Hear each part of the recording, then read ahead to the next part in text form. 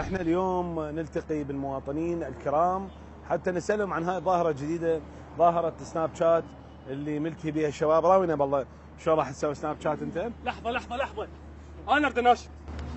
بعدين انت وين صار لك كم حلقة ما موجود؟ ماكو حد يا اخي ماكو حد. عيني جماعة السناب شات شوية خفوا علينا.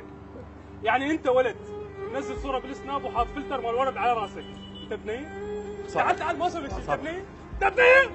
بعد فتمر وحط عدسات. ما يصير هيك يا اخي، لعبتها نفسنا. كل شوي ننزل سناب تصور روحك تغني بالسيارة. اقعد عيني ولد الشامي. اقعد. اعصابك استاذ، اعصابك. منزل لنا كل شويه فلتر مال توقيت وكاتب ما يجيني نوم. امشي يلا امشي خلينا راح احكي لك قصه، خلينا نيمك ما تنهي ما تحبش علينا فيه. عاد اقول لك حبوب المنوم. اعصابك استاذ، اعصابك. يا اخي ما يصير هيك. كل شوي منزل سناب يوميا الساعه 11 ونص ويكتب نرجيله تايم. يا اخي دخل نرجيله براحتك، دخل ما حد لازم، بس بدل فايلتك. ابوس ايدك بدل فايلتك، بدل فايلتك مو حتى ملح طلع فيها.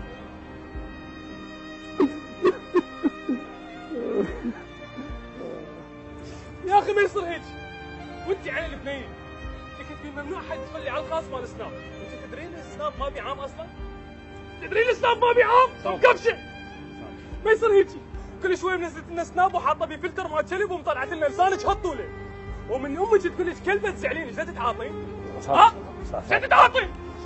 ما يصير هيك يا اخي. كل شوي نزلت لنا فلتر شكل، مره كلب، مره ارنب، مره غزال، بعد كتب على بينكم حد يقتل حيوان. الله اكبر عليك، الله اكبر عليك.